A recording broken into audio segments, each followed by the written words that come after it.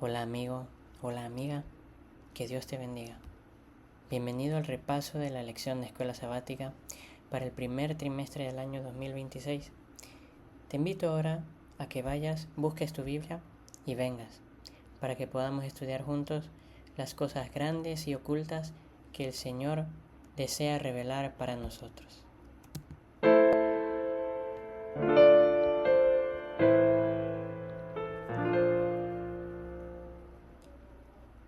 Mi nombre es Mario de Rux y el día de hoy estamos estudiando la semana 2 de la escuela sabática titulada Razones para agradecer y orar. Y antes de comenzar, me gustaría hacerlo con una oración. Si tienes algún pedido de oración, puedes dejarlo en los comentarios. Así que, donde estés, te pido que cierres tus ojos para que podamos orar. Gracias te amo, Señor, porque tú eres un Dios bueno y maravilloso que nos has permitido vivir una semana más, porque nos permites aprender cada día, Señor, de tu palabra. En tus manos encomiendo a cada uno de los hermanos y amigos que ven estos videos y te pido por sus vidas, Señor, y sobre todo porque puedan conocer la profundidad del gran amor que tú tienes por nosotros. Acompáñanos ahora en este momento de estudio. En el nombre del Señor Jesucristo te lo pedimos. Amén. Muy bien, estamos culminando la segunda semana del año. Para este punto, muchos de nosotros podemos estar ya desanimados por no haber mantenido las metas que nos propusimos hace apenas unos días, ya sea por dificultades en el trabajo, en el hogar, tal vez alguien ya haya tenido que afrontar la muerte de un ser querido, o puede ser culpa de la indisciplina. Muchas son las cosas que nos acechan cada día. Pero hoy vamos a estudiar algo poderoso que encontramos en la palabra de Dios a través de las cartas de Pablo. El enfoque de este trimestre son las cartas de Filipenses y Colosenses. Me gustaría, antes de comenzar, hacerte esta pregunta para reflexionar. Si bien cada día ocurren muchas cosas malas, ¿qué podrías agradecer hoy? Y te invito a pausar el video y escribir una lista de 5 agradecimientos que tengas para Dios hoy. Muy bien. Habiendo ya hecho esto, comencemos entonces. El versículo central de esta semana se encuentra en Filipenses capítulo 1, versículo 6, que nos dice: estando persuadido de esto, que el que comenzó en vosotros la buena obra, la perfeccionará hasta el día de Jesucristo. Cuando leemos este verso, una de las cuestiones que no podemos dejar de considerar es el Evangelio eterno.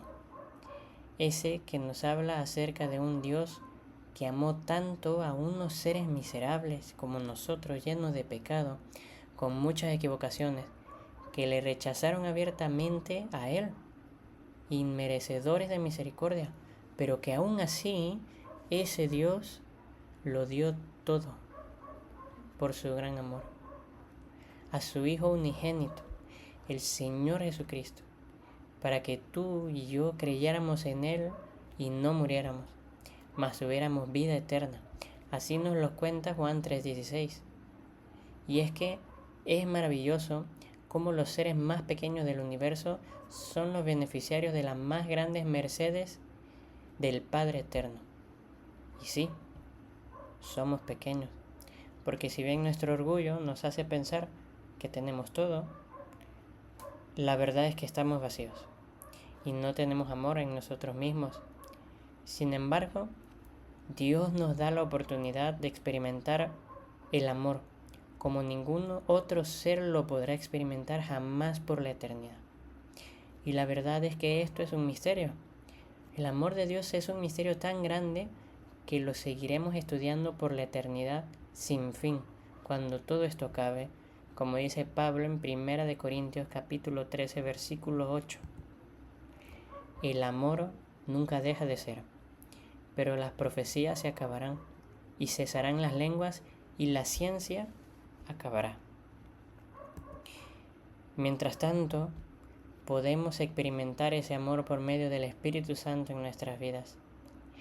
Cuando nosotros entregamos nuestra vida a Cristo, nace en nosotros un nuevo árbol. el cual da un fruto distinto al de nosotros, y ese es Cristo. Así como Juan el Bautista dijo que Cristo debía crecer y él menguar, así debe ocurrir en nuestra vida. Y el cristianismo y la vida misma toman sentidos entonces. Hay tres cosas que el cristiano necesita tener en su vida para reconocer que el Espíritu Santo está trabajando en él. Y estas son un deseo sincero por estudiar la Biblia, un humilde sentido de la necesidad de orar y un profundo amor que le lleva a contar a otros las cosas maravillosas que Dios hace en su vida. Todas estas tienen una misma base común y, como lo vamos a ver más adelante, son un don de Dios. Pero esta semana específicamente y sobre todo nos centraremos en la oración. La oración no es algo que hacemos uso para cambiar a Dios. Ella es una herramienta de Dios para transformar nuestra vida. Es tan poderosa que fomenta la unidad en medio de seres tan orgullosos como nosotros y permite que nuestro amor egocéntrico ame a los demás. Por medio de ella nos damos cuenta de cuáles son las cosas que nos causan gozo y hacia dónde van nuestros afectos. Por ejemplo, vamos a estar analizando muchas oraciones en este estudio. Prestémosle atención a esta introducción de Pablo en Filipenses capítulo 1 versículos 3 al 6. Doy gracias a mi Dios siempre que me acuerdo de vosotros, siempre, en todas mis oraciones, rogando con gozo por todos vosotros, por vuestra comunión en el Evangelio, desde el primer día hasta ahora, estando persuadido de esto, que el que comenzó en vosotros la buena obra, la perfeccionará hasta el día de Jesucristo. Muy bien, aquí quiero hacer una retrospectiva y leer esa lista que escribiste al inicio. ¿Por qué te gustaría agradecer a Dios hoy? ¿Notas algo interesante en las oraciones de Pablo?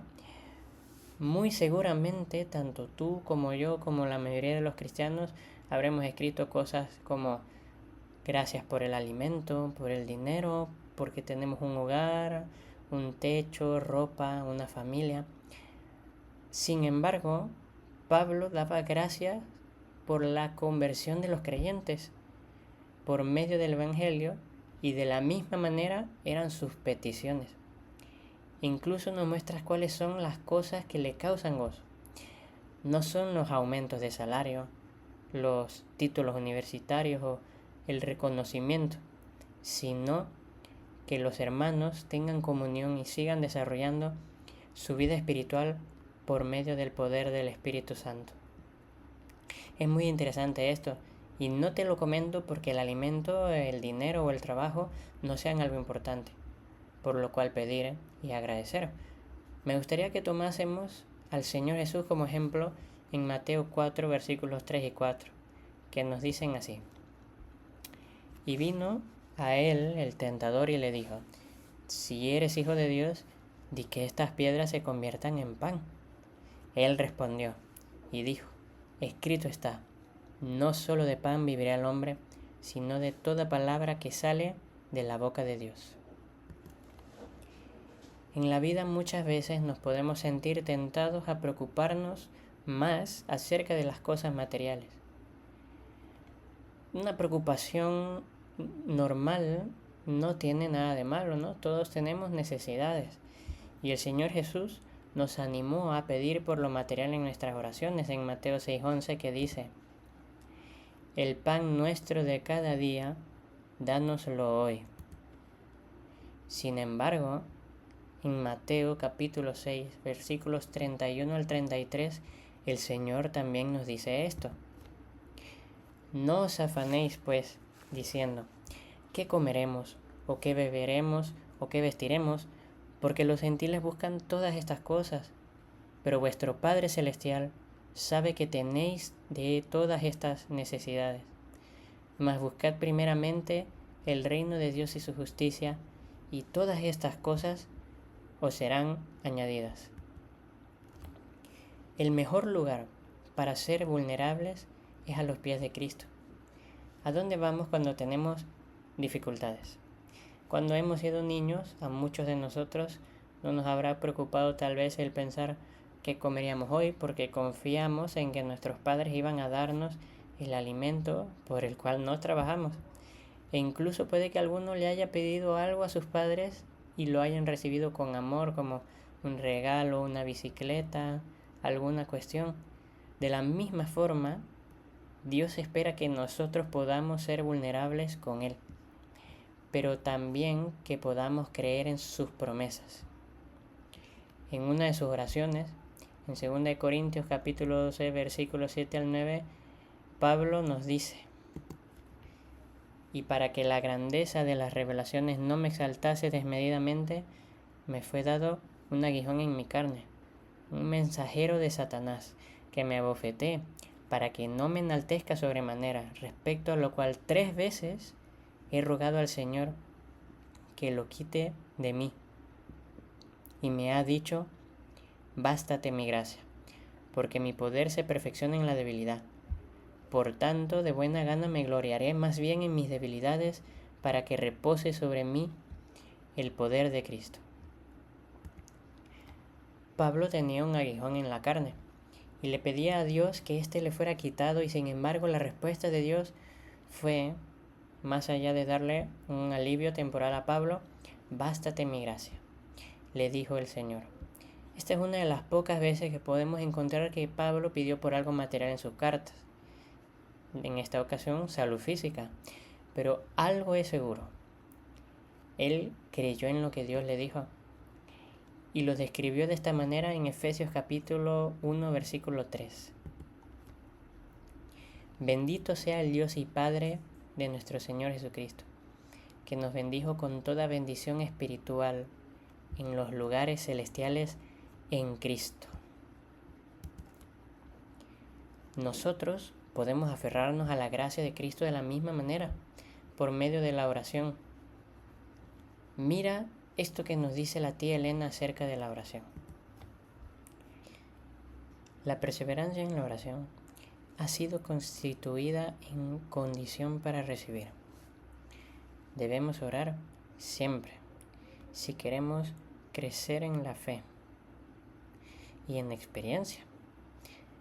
Debemos ser perseverantes en la oración. Romanos 12:12. Perseverad en la oración, velando en ella con acciones de gracia. Colosenses 4:2. El apóstol Pedro exhorta a los cristianos a que sean sobrios y vigilantes en las oraciones. Primera de Pedro 4:7.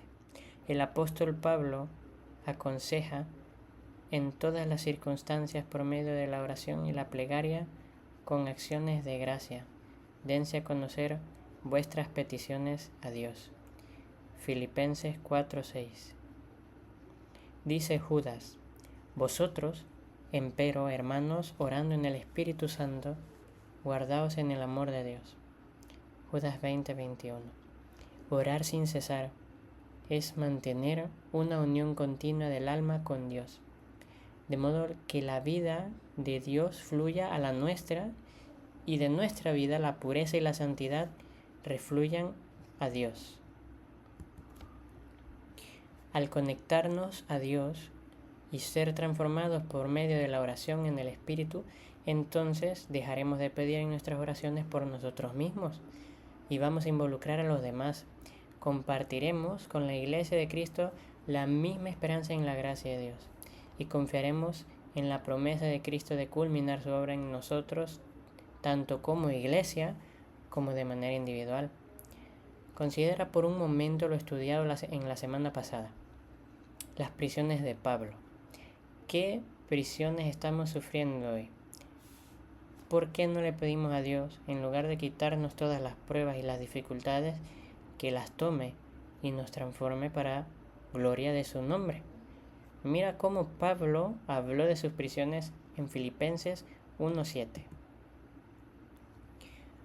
Como me es justo sentir esto de todos vosotros, por cuantos tengo en el corazón y en mis prisiones y en la defensa y confirmación del Evangelio, todos vosotros sois participantes conmigo de la gracia. El apóstol Pablo vio cómo Dios estaba usando sus dificultades no solo como un privilegio y un testimonio para él mismo de que Dios actúa por medio de él, sino como una oportunidad enorme para que el Evangelio de Cristo alcanzara a más personas. Nosotros debemos aprender a esperar en la gracia de Cristo para que sobreabunde su poder en nuestra vida. Por medio de las aflicciones de Pablo, más hermanos llegaron a tener el valor de predicar el Evangelio sin temor. Nosotros podemos pasar por la misma experiencia. Y mira, Pablo se regocijaba en todo esto. Le causaba un gozo tan grande el hecho de que Dios, por medio de su confinamiento, pudiera alcanzar a tantas personas para salvación. Ese gozo que sentía Pablo avivaba aún más sus oraciones por los hermanos y oraba para que la obra de Dios fuera completada en ellos. En Filipenses 1, del 9 al 11, leemos: y esto pido en oración, que vuestro amor abunde más y más en ciencia y en todo conocimiento, para que aprobéis lo mejor, a fin de que seáis sinceros e irreprensibles para el día de Cristo, llenos de frutos de justicia, que son por medio de Jesucristo, para gloria y alabanza de Dios. Debemos pedir que Dios nos haga abundar en nosotros su amor en ciencia y en todo conocimiento. Esto implica un conocimiento profundo de cuál es la voluntad de Dios para nuestras vidas, que solo puede ser comprendido a través de una comunión sincera y humilde con Dios, leyendo y estudiando su palabra.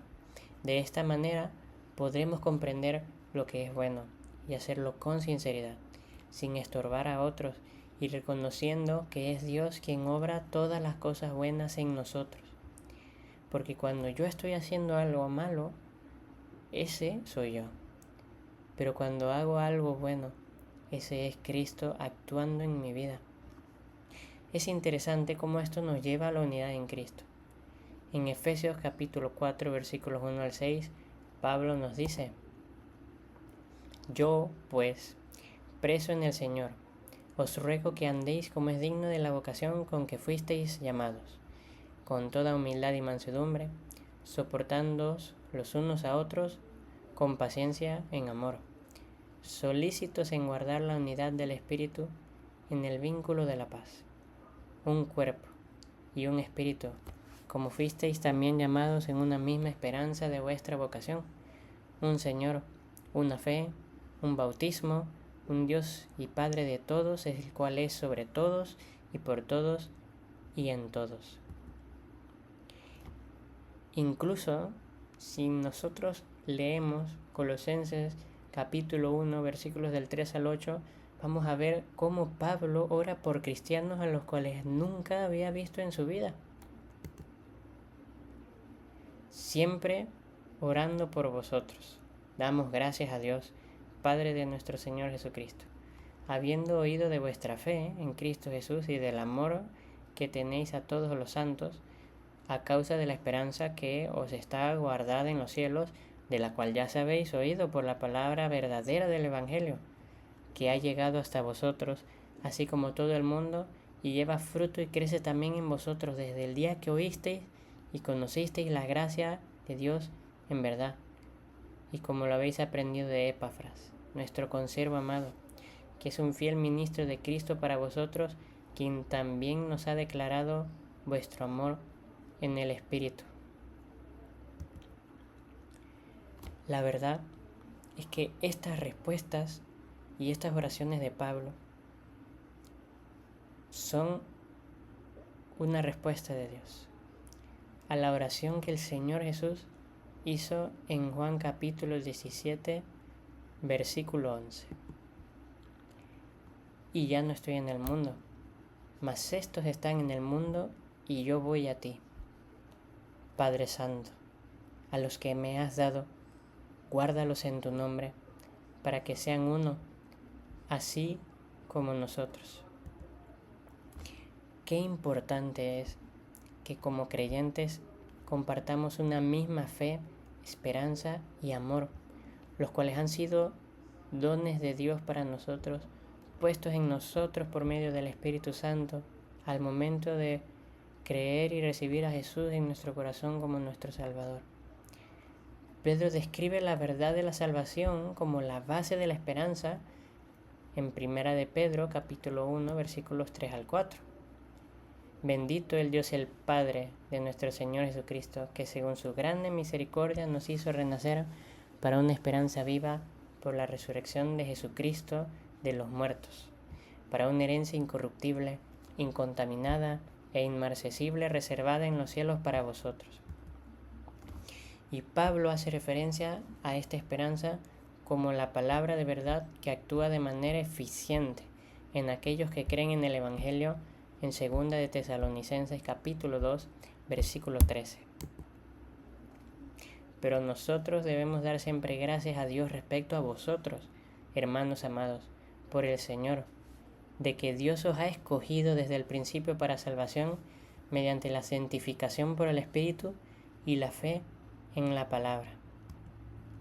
Y es que no hay una sola palabra que pueda salir de un hombre que pueda transformar al mundo, sino la palabra de verdad. Y es por medio de la unidad en Cristo que el mundo va a creer que Jesús vino. Es por medio de la unidad que tengamos nosotros como iglesia, como familia de Dios, que el mundo va a creer en Él. El Señor Jesús lo dijo en Juan capítulo 17, versículo 21, para que todos sean uno como tú, oh Padre, en mí y yo en ti, que también ellos sean uno en nosotros, para que el mundo crea que tú me enviaste. La tía Elena nos comenta algo acerca de esto. Al presentar el Evangelio ante el tribunal del Areópago, Pablo contestó a la lógica con la lógica, a la ciencia con la ciencia, a la filosofía con la filosofía. Los más sabios de sus oyentes quedaron atónitos. No podían rebatir las palabras de Pablo. Pero este esfuerzo dio poco fruto. Escasos fueron los que aceptaron el Evangelio. En lo sucesivo, Pablo adoptó un procedimiento diferente.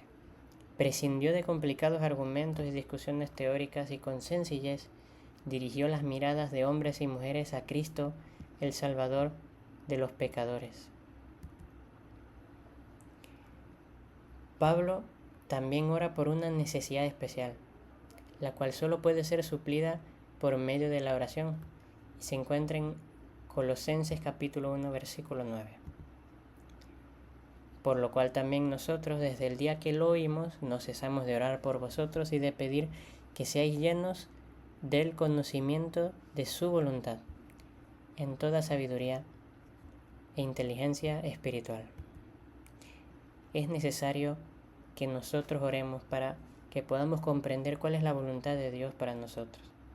Pablo describe el conocer la voluntad de Dios como sabiduría e inteligencia espiritual, más importante que la inteligencia emocional, incluso de la cual se habla mucho en día de hoy.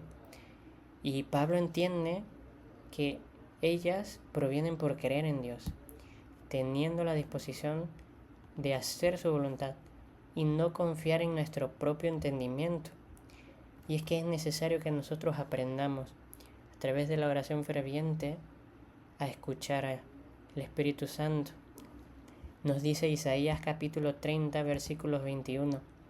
Entonces tus oídos oirán a tus espaldas palabra que diga: este es el camino, andad por él, y no echéis a la mano derecha, ni tampoco torzáis a la mano izquierda.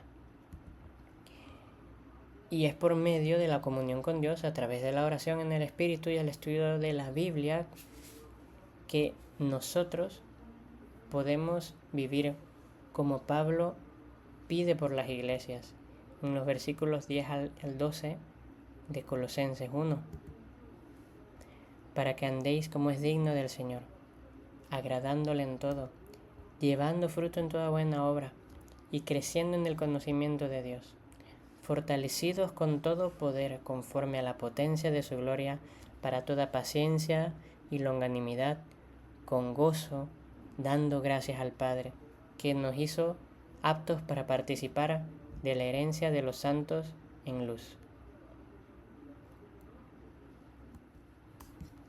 Finalmente, me gustaría terminar leyendo la cita que está en el día viernes. Son muchos los que al hacer planes para un brillante futuro fracasan completamente. Dejad que Dios haga planes para vosotros. Como niños, confiad en la dirección de aquel que guarda los pies de sus santos. Dios nos guía. Dios no guía jamás a sus hijos de otro modo que el que ellos mismos escogerían. Si pudieran ver el fin desde el principio y discernir la gloria del designio que cumplen como colaboradores con Dios. Nuestro Padre te invita hoy a confiar en Él. Muchas veces enredamos nuestras vidas en tantas cosas que nos perdemos completamente en este mundo. ¿Por qué no permitir a Dios moldear nuestra vida? Él sabe lo que es mejor para ti y para mí. Por eso te pido, amigo, amiga, acércate a Jesús. Órale a Dios en medio de las dificultades. Pídele que transforme tu vida. No le pidas que quite lo malo. Pídele que en medio de eso Él pueda glorificar su nombre en ti. Si lo haces, Dios te promete que verás cómo todas esas cosas pueden ser usadas para darle gloria a su nombre y transformar a personas que nunca habrías imaginado que creerían en Él. No te rindas. Dios está contigo. Que el Señor te bendiga.